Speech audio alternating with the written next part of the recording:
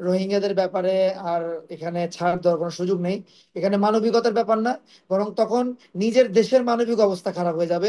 ঠিক যেরকম ইসরায়েল আজকে আহ আহ ইহুদিদেরকে জায়গা দেওয়ার কারণে ওখানকার বর্তমান অধিবাসীদের অবস্থা হয়েছে। আমি রোহিঙ্গারা করবে এরকম সমস্যা আমি এটা বলতেছি না, বরং এটার মাধ্যমে অন্য কোনো কিছু ঘটার সম্ভাবনাকে কিন্তু আমরা এড়িয়ে যেতে পারি না। মানবিক করিডোরের ব্যাপারে আমার ব্যক্তিগত মতামত স্যারের সাথে একমত। এটা সুযোগ নাই যে আহ, নিজের ভূখণ্ড নিয়ে আহ, এতটা এবার যদি ছাড় দেওয়া হয় তাহলে এটাকে আহ, জাহিলিয়াতি বলতে হবে। নিজের ঘাড়ের ওপরে এত বড় চাপ নেওয়ার কোনো সুযোগ নাই। মানে খাল কেটে কুমির আনার মতো হবে। তার একটা কারণ হলো, স্যার হয়তো ওটা বলতেন কিন্তু হয়তো ছুটে গেছে কিনা। স্যার, আমি ভাবছিলাম স্যারই বলে ফেলবেন ওটা। আমেরিকার অনেক বড় একটা ইন্টারেস্টের একটা বড় একটা অংশ হলো যে সেভেন সিস্টার।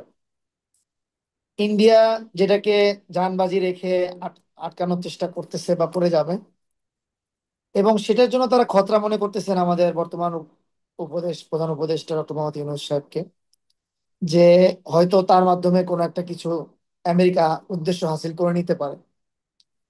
তো এই অবস্থাতে আহ মায়ানমার পরিস্থিতিতে আহ, নিজেদের জায়গা ব্যবহার করতে দেওয়ার ক্ষেত্রে মানবিক করিডোর নাম দিই বা অন্য যে কোনো করিডোর নাম দিক, অথবা আহ জাতিসংঘ থেকে যদি কোনো এরকম পাশও করে নিয়ে আসে যে 192 দেশের মধ্যে 170টা দেশই চাচ্ছে যে ওখানে আহ আমাদেরকে সুযোগ দিই, এরপরও কোনো অ্যালাইনমেন্টের সাথেই যুক্ত না থেকেও বাংলাদেশ নিজেদের ভূখণ্ডের আহ উম, কর্তৃত্ব ঠিক রাখার জন্য আর মনে হয় রোহিঙ্গাদের ব্যাপারে আর এখানে ছাড় দেওয়ার কোনো সুযোগ নেই।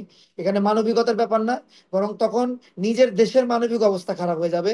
ঠিক যেরকম ইসরায়েল আজকে আহ আহ ইহুদিদেরকে জায়গা দেওয়ার কারণে ওখানকার বর্তমান অধিবাসীদের অবস্থা হয়েছে। আমি রোহিঙ্গারা করবে এরকম সমস্যা আমি এটা বলতেছি না, বরং এটার মাধ্যমে অন্য কোনো কিছু ঘটার সম্ভাবনাকে কিন্তু আমরা এড়িয়ে যেতে পারি না। অন্য কাউকে এর মাধ্যমে ঢুকে দেওয়া, অন্য কোনো মতাবলম্বী লোকদেরকে এই জায়গায় নিয়ে আসা, তাদের বংশ বিস্তার করা, এ ধরনের জিনিস আমি নিজেও দেখছি। আমরা যখন বিভিন্ন সময় সাহায্য করার জন্য বা বিভিন্ন হচ্ছে আমরা ব্যক্তিগতভাবে হোক অথবা সমষ্টিগত এলাকার মধ্যে হোক বিভিন্ন সাহায্য নিয়ে আমরা যখন গিয়েছি, 2011-তে অনেক সংখ্যায় আসছে, দুই হাজার হুম। বারো তেরোতে অনেক সংখ্যায় আসছে। তো তখন আমরা গেছি, তখন আমরা এটা খেয়াল করছি যে হচ্ছে আসার 3 দিন 4 দিন পরেই তাদের মাথার মস্তিষ্কের একটা চিন্তা হলো কিভাবে এখানকার পাসপোর্ট বানানো যায়, কিভাবে এখানকার এনআইডি কার্ড বানানো যায়, আমাদেরকে পর্যন্ত জিজ্ঞাসা করতো। তো তখন হুম। আমরা বলতে, আপনারা তো নিজের দেশে ফিরে যাবেন, আপনাদের জন্য তো আমরা ইন্টারন্যাশনাল জায়গায় আন্তর্জাতিক পর্যায়ে এই ভয়েস ক্রিয়েট করার চেষ্টা করতেছি, এই ভয়েসটা চালাচ্ছি যে আপনাদেরকে ফিরিয়ে আনা হোক। তারা বলছেন হুম। না না, বাংলাদেশের জনগণের সাথে মিলেমিশে থাকবো, এটা আমাদের নিজেদের দেশের মতো মনে হয়, অথবা আমরা এই দেশের পাসপোর্ট ব্যবহার করে আমরা সৌদি আরব যাব বা এই যাবো। এটা আমি প্রমাণ নিজেও দেখছি। সৌদি আরবে একবার আমি একবার ওমরা সফরে গিয়েছিলাম। হুম। তো সেখানে আমি দেখলাম প্রায় সৌদি আরবের আশেপাশে যে হেরাম শরীফের পরে যে দোকানগুলো আছে, তাই 60-70টা দোকান দেখছি। তারা অল আর আমাদের মানে আরাকান থেকে আসে ভাইয়েরা বা ওই সমস্ত মুসলমানরা, কিন্তু তারা বাংলাদেশের পাসপোর্ট ব্যবহার করে সেখানে প্রবাসী হয়েছেন। তো হুম। এই জিনিসগুলো তো সুযোগ আমাদের বাংলাদেশের মানুষ পাওয়া দরকার। আমরা বাংলাদেশের জাতীয়তাবাদের জায়গাতে আমরা এই জিনিসটা ছাড় দিতে চাই না, কারণ তাদের ভূমি আছে, তাদের দেশ আছে, তাদের সেখানে অধিকার আছে। আমরা সেই অধিকার ফিরিয়ে দেওয়ার জন্য সর্বোচ্চ আন্দোলন করব এবং সর্বোচ্চ ভয়েস রেজ করে তাদেরকে সেখানে ফিরিয়ে দেওয়ার চেষ্টা করব। এখানে মানবিক করিডোর দেওয়ার কোনো সুযোগ নেই। দ্বিতীয়, আপনি প্রশ্ন করেছেন ভাইয়া যে হাসিনার ফিরে আসার আহ, এই ব্যাপারে আমি আমার জায়গা থেকে বলতেছি যে আহ, জুলাই মাসের 18 তারিখে হচ্ছে আহ, আবুল হোটেল নামে একটা জায়গা আছে বাংলা ইয়াতে কি বলে ঢাকাতে। ওই জায়গা থেকে আমাকে সহ আরো কয়েকজনকে ফ্যাসিস্ট হাসিনা দোসর ওই সময়ের মানে পুলিশ বাহিনী যারা ছিল, তারা আমাকে ওখান থেকে উঠায় নিয়ে যায় মাথায় আঘাত করে। এরপরে প্রায় 8-9 দিন আমি তাদের ওই অবস্থায় কাস্টডিতে মধ্যে ছিলাম। তার মধ্যে 4 দিন ছিলাম আমি ম্যান হলের মধ্যে। আমি আমার নিজের কথাটা এই জন্য এই জায়গায় আনতেছি যে 256 কেন। উনি যদি মনে করে যে আন্দোলনের মধ্যে আন্দোলনের মধ্যে যে 50,000 শহীদ হয়েছে, 50,000 আহত হয়েছে, এই 50,000 আহতকে ধরে ধরে মারবে, যারা আন্দোলনে সক্রিয়, পরিপূর্ণ সক্রিয় প্রমাণ সহ। এরপরে যারা আন্দোলনে গেছে, ছবি ফুটেজ, এরকম লক্ষ লক্ষ মানুষ ধরে ধরে মারবে, এটা টেন্ডারও পায়।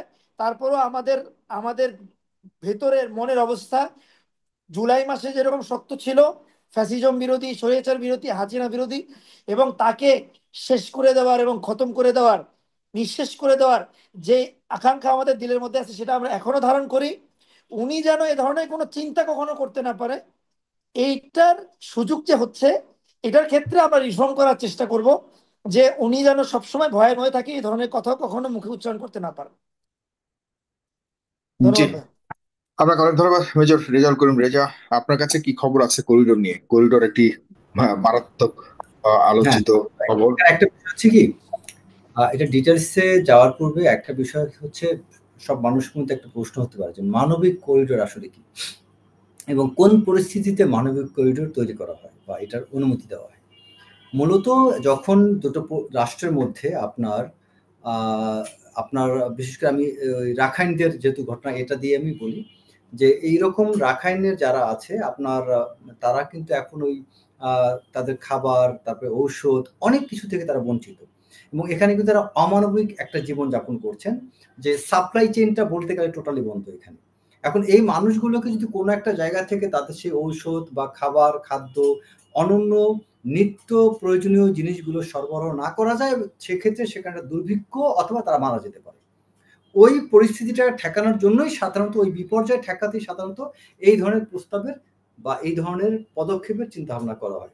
আচ্ছা, এখন আসি রাখাইন ইস্যুতে।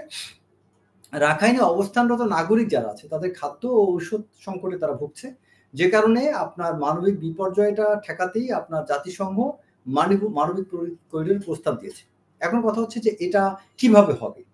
এই করিডোরটা হওয়ার ক্ষেত্রে কিন্তু শুধু একটি দেশ মানে বাংলাদেশ একা চাইলে হবে না।